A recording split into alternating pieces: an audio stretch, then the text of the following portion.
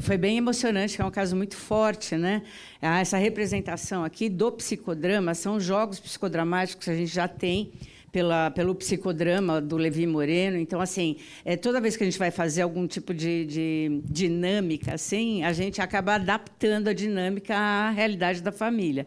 Então, acho que foi muito oportuno mesmo, providencial o Luiz ter usado essas técnicas, porque, assim, essa técnica última traz também os irmãos atrás, traz o passado. Né, o passado deles, né, todos muito sofridos.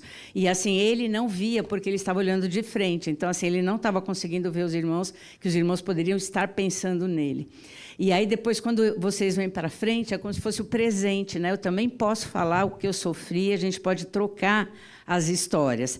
E a sensação que você falou, Jorge, também, né, de agora eu consigo ir para frente, é o futuro mesmo. Né? Agora, vendo a realidade de uma outra forma, então a gente faz uma releitura da história. Né? Eu falo sempre assim, uma desconstrução da história para fazer uma reconstrução.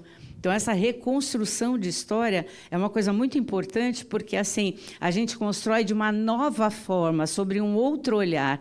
Então, quando eu conheço o meu passado, eu falo, por que a gente estuda história? Né? Conhecendo o meu passado, a tendência é eu não repetir, né, nem no presente, nem no futuro, aquilo que não deu certo no passado.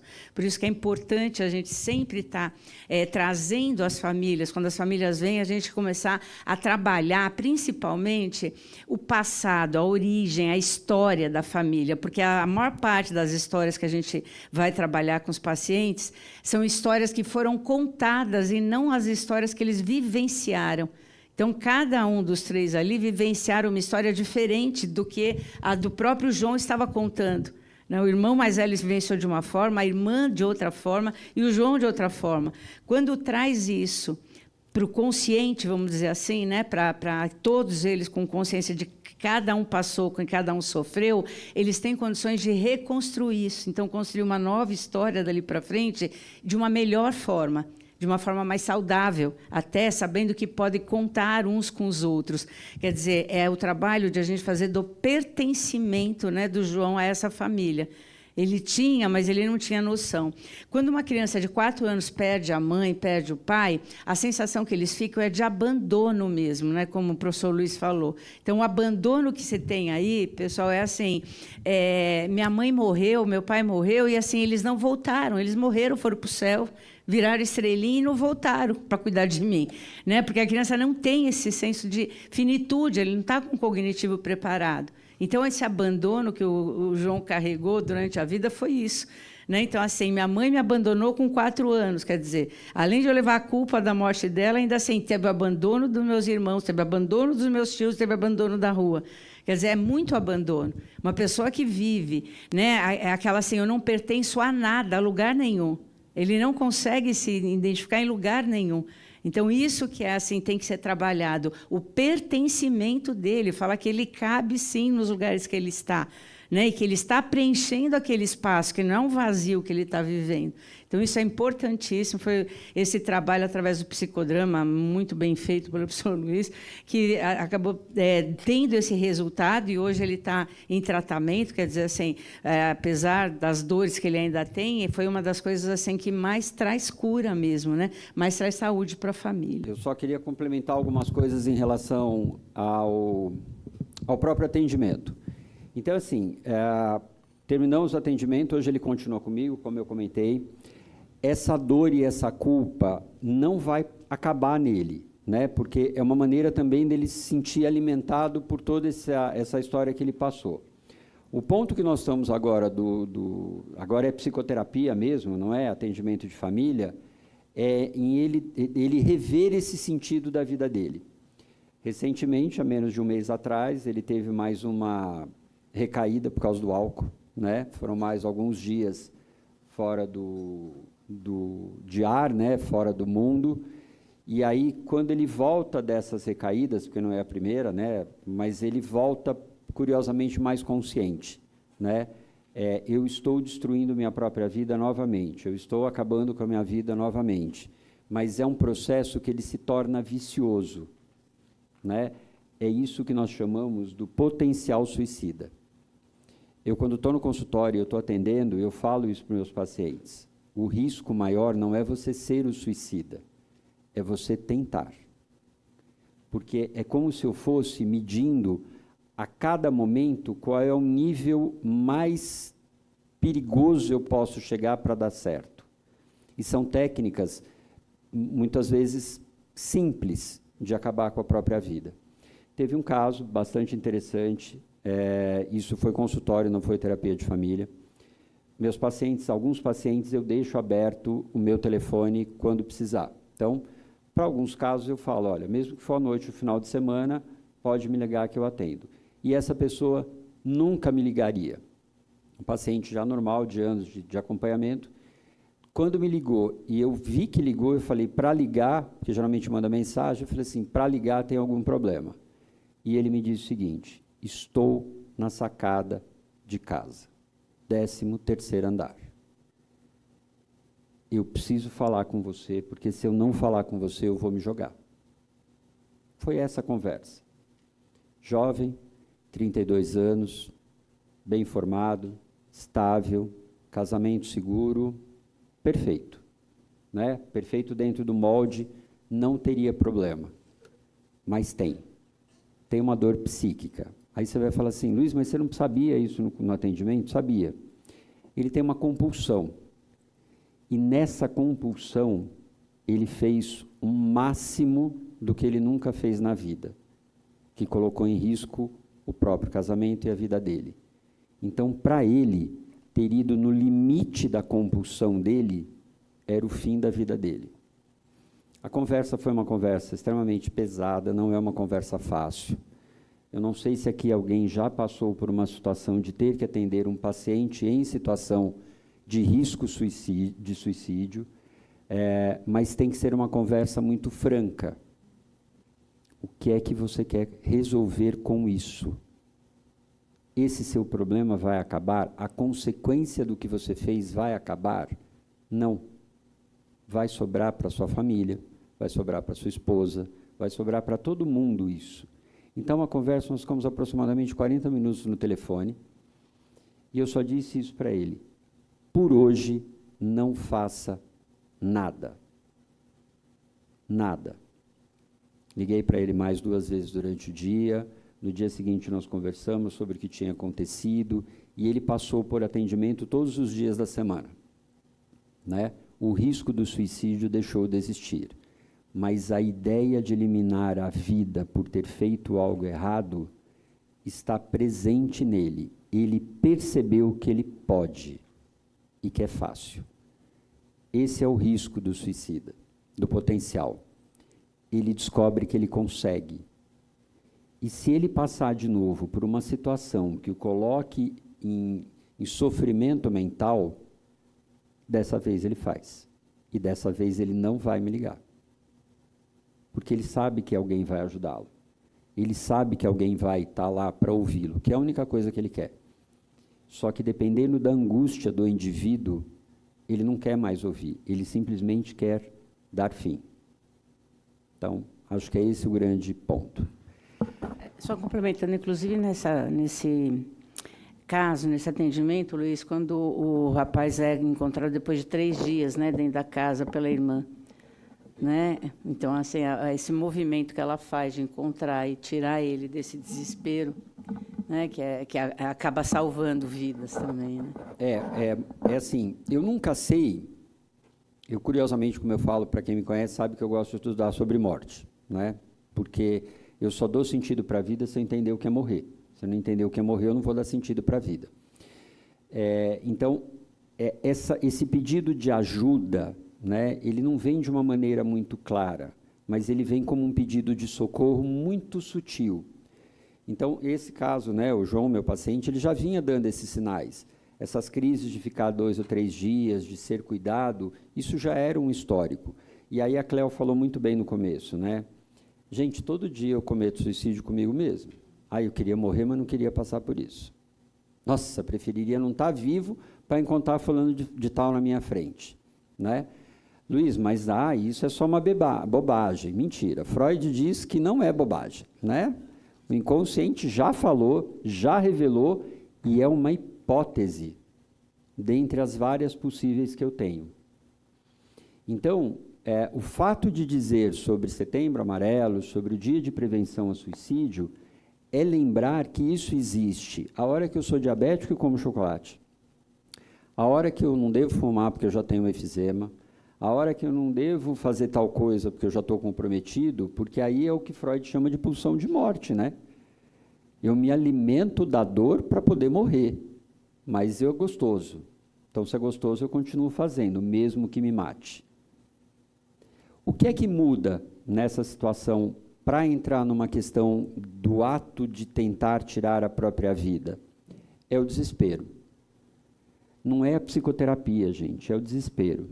Eu não vou lembrar o nome, mas recentemente, eu te mandei, né, Eli, o nome do documentário, está no Prime Video, mandei para você, sobre pessoas que viveram com suicidas ou pessoas que tentaram o suicídio. Se puderem assistir, está no Prime, não vou lembrar o nome agora, eu mandei para a Cleo, depois eu passo para vocês.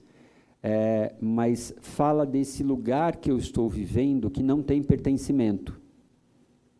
E aí, acho que o grande problema do senso comum é falar assim, quem tenta o suicídio é fraco. Desculpa, gente. Eu não tenho coragem de me auto-infligir. Não vejo fraqueza nisso. Eu vejo como mais uma alternativa e possibilidade. A diferença é como eu peço ajuda. Eu posso pedir ajuda chegando para uma amiga minha e dizendo que eu tenho um problema, eu posso pedir ajuda indo para a terapia, ou eu posso pedir ajuda indo para um copo de uísque, né? Depende o quanto eu quero, de fato, lidar ou enfrentar com o problema. É sempre uma saída, uma alternativa. E aí eu anotei algumas coisas aqui para vocês. Primeiro, tem uma pessoa que eu gosto muito, que eu conheço presencialmente, faz parte do conselho, né, de álcool e drogas que eu pertenço, que se chama José Manuel Bertolotti. Se vocês puderem, ele tem um vídeo que ele fez uma apresentação no Café Filosófico, e isso tem uns 5 ou 6 anos, que ele fala, ele foi membro do Ministério da Saúde, e ele fala, um dado interessante que ele traz suicídio é questão de saúde pública, porque se morre mais de suicídio do que de AIDS. E mais ninguém fala, porque envolve o tabu. Uma reportagem de outubro de 2021 diz que a cada 45 minutos acontece um suicídio no Brasil. Então, é um número um tanto quanto preocupante. E nos últimos 20 anos, de 7 mil suicídios, passou para 40 mil por ano. Então, é um número preocupante. Mas por que eu não falo sobre esses números? Por que eu não faço um programa de prevenção em saúde pública sobre suicídio? Na minha opinião, meramente ignorante no assunto, por tabu. Puramente tabu religioso. Quem só tira a vida é Deus.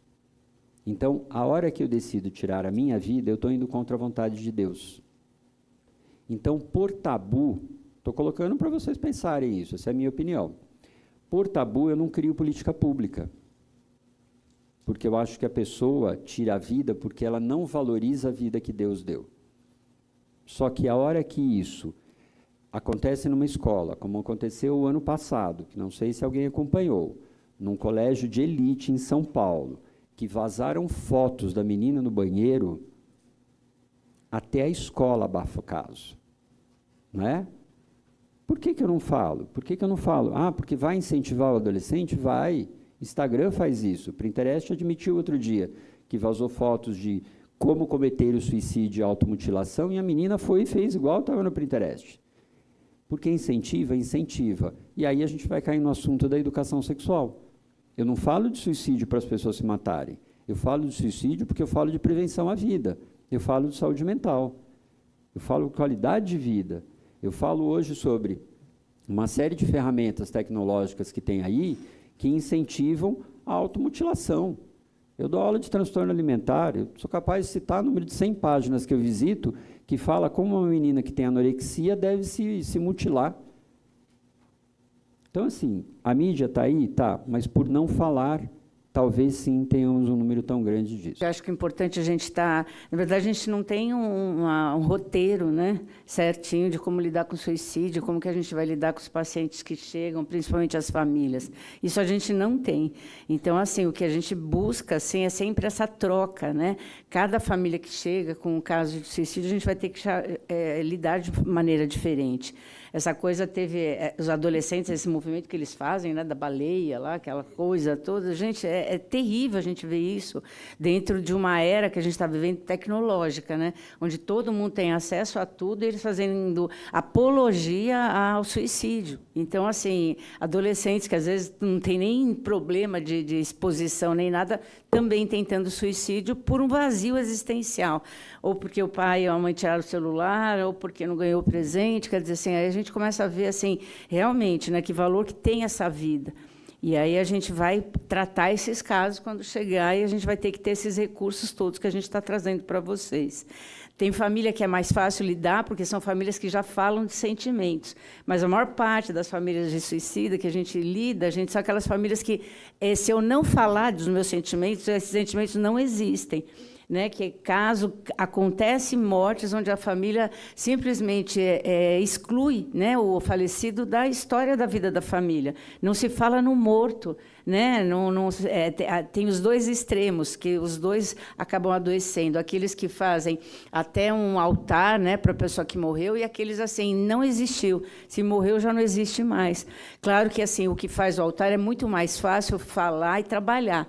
Porque as pessoas que, por exemplo, não falam sobre o assunto, porque quanto mais falo, mais dói, essas pessoas que a gente vai ter que sensibilizar, as famílias, os suicídio em potencial, a falar de sentimento. O Luiz fez uma intervenção boa, porque, na hora que o Jorge estava representando o João, ele falava assim, vocês isso, vocês aquilo, fala nós, fala eu me sinto. Porque assim as pessoas estão tão carentes de falar sobre sentimentos, parece que nossa sociedade não admite.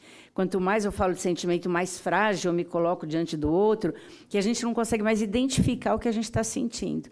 Então, o professor Luiz falou, não, falar no eu, me sinto, nós sentimos, nós nos separamos, para poder começar a treinar até as famílias a criar uma comunicação mais funcional.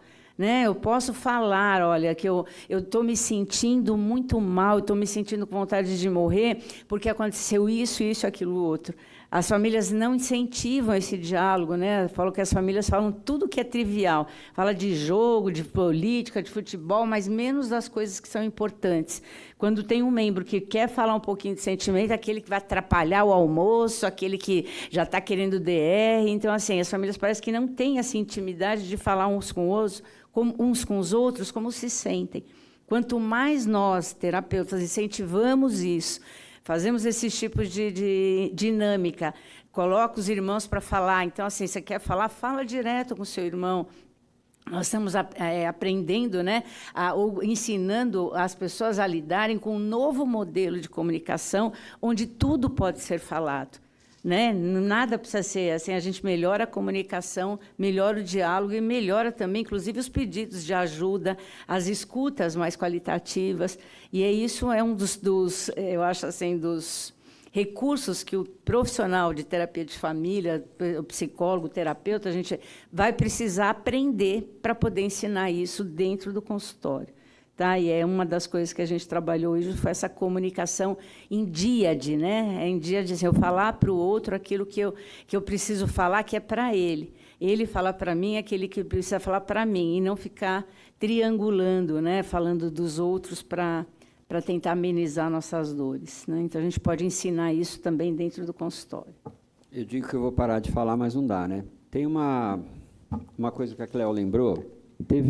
Isso aconteceu em Rondônia, quando nós trabalhamos lá. Verdade.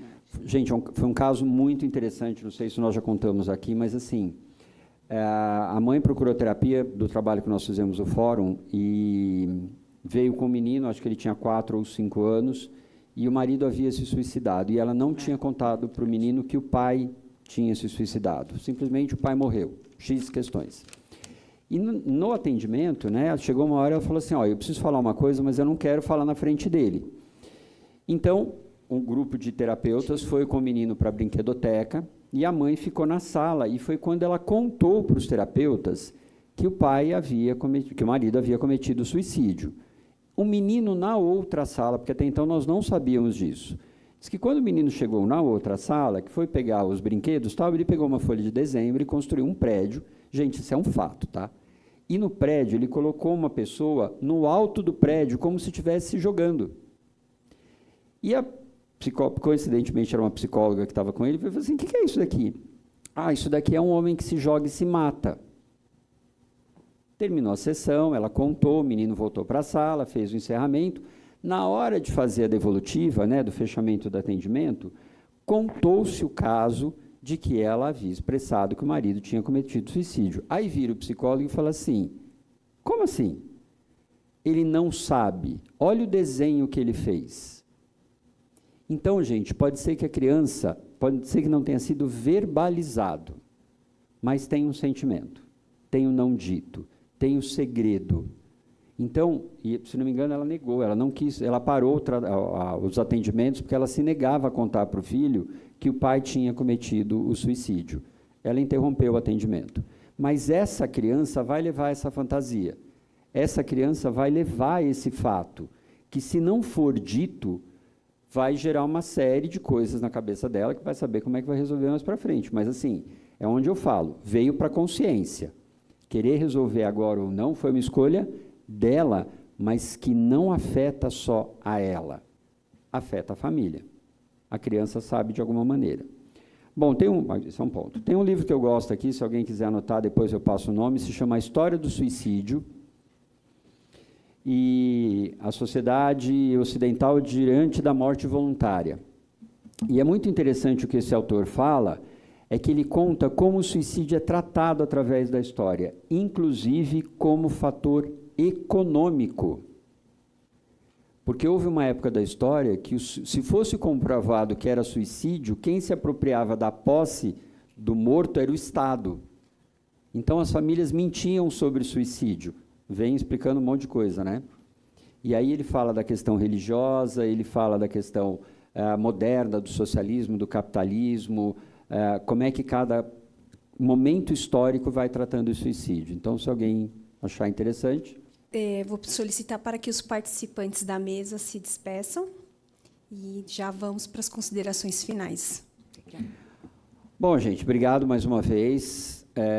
Vocês sabem que eu detesto estar aqui na frente falando, é muito difícil para mim falar, ter que competir com a Cléo o tempo todo. Eu avisei para vocês que é uma briga de foice daqui, porque, né? Assim, é muito chato. Vocês sabem que eu adoro estar aqui, é gostoso, acho que sempre é uma troca, às vezes pode ser repetitivo, né? Mas, assim, acho que o importante, de novo, não é trazer respostas. O dia que eu trouxer respostas para alguém, pode esquecer, é para questionar, é para duvidar, é para me duvidar, é para se duvidar. O propósito aqui é refletir sobre conhecimento. Então, mais uma vez, obrigado, num sábado de manhã em São Paulo, e boa semana para vocês. Eu também quero agradecer, né, pedir para a Helena encerrar. Eu acho que é sempre um conhecimento, só reforçando mesmo, quantos profissionais nós estamos passando por um desafio muito grande, contemporâneo, né, que além da era da tecnológica, assim, as novas configurações familiares, as coisas que estão acontecendo, as tragédias familiares que estão acontecendo, que a gente vê isso, o pós-pandemia. Então, assim, está sendo muito requisitado profissionais que tenham realmente recursos para poder atender essa população, né? Não é uma coisa fácil, eu sempre falo muito da terapia familiar, igual o Luiz falou, foram 8 sessões com os irmãos. Para fazer uma terapia breve, a gente precisa fazer um curso de 3 anos, com vários conhecimentos em várias escolas de terapia familiar, para a gente conseguir fazer um processo breve dentro de um tema tão difícil que é o suicídio. Então, a gente precisa realmente estudar e ter esses recursos em mãos, buscar, né, novos conhecimentos em outras áreas, na nossa área, para que a gente possa dar atendimento ao que as famílias estão demandando ultimamente. Então, quanto mais a gente trouxer esses temas, mais a gente discutir, mais der acesso para vocês também, assim, mais a gente vai estar ajudando a capacitação profissional, que é o que vai importar nesse momento, né? A motivação que a gente tem muitas vezes, as nossas escolhas nos escolhem, né? Quantas vezes eu mesmo assim atendo casos que eu falei que eu nunca iria atender na vida, e de repente você está atendendo e tem que fazer a diferença na vida daquela pessoa, daquela família, e aí você vai atrás, você vai buscar outros recursos para poder estar atendendo. Então, assim, a demanda que faz com que a gente continue nesse processo, a cada família que a gente consegue fazer com que ela organize de uma maneira mais saudável, a cada pessoa que consegue ter um crescimento emocional um pouquinho melhor, isso tem que realmente ser um motivador para a gente continuar a atender as outras pessoas e as outras famílias. É acreditar no ser humano, acreditar no nosso trabalho, acreditar que a gente pode fazer realmente uma diferença. É isso que motiva o nosso trabalho. Agradeço a todos vocês. Eu acho que, assim, realmente, assim, só em estar aqui no sábado de manhã, né, meio frio como está aqui em São Paulo, eu acho que já vale a pena, a gente já está fazendo a nossa parte. Pelo menos isso a gente está fazendo. Muito obrigada. Você vai passar o próximo fórum, né, que vai ser novembro? Bom, e os lembretinhos também. Tá ótimo, então. Muito obrigada a todos pela presença, tá? Muito obrigada mesmo. Então, informações, acesse o site www.cefatef.com.br. E o nosso próximo fórum está previsto para o dia 26/11, sob o tema Ressignificação Familiar na Violência Doméstica. Eu convido você, Cléo, para encerrar oficialmente a cerimônia. Eu vou encerrar até falando que, assim, novembro seria o novembro da Azul, né? E a gente vai entrar com violência doméstica porque a gente também está participando disso junto com alguns tribunais de justiça, né? Então, assim, hoje a violência contra a mulher é um caso realmente, né, de processo judicial, e a gente acaba também dando esse apoio, né, um suporte aí para os fóruns de família. Então, por isso que a gente vai trazer, que eu acho bem importante, que eu acho que, assim, também é uma função do profissional que trabalha com famílias, trabalha com essas questões, também ajudar o judiciário a diminuir um pouco, né, a demanda que eles têm. Só para vocês terem uma ideia, né, a última reunião que a gente teve com um dos fóruns aqui em São Paulo, eles estavam marcando a avaliação psicológica para quem precisa para 2026. Então, aí, isso eu acho muito legal, porque a iniciativa que eles tiveram de buscar ajuda com centros de formação que trabalham com família, que atuam com pessoas e famílias, é importante por isso, porque a gente também pode ajudar a diminuir um pouco essa demanda. Agora, imagina, né, uma família que tem algum problema, a vara da infância, né, esperar 4 anos para ter uma avaliação psicológica é muito ruim. Né? A gente tem, como sociedade, a gente tem que fazer esse movimento e fazer uma forma de a gente estar ajudando, né, a sociedade e as famílias que estão precisando, principalmente na prevenção. Agradeço a presença de todos e damos por encerrada a solenidade.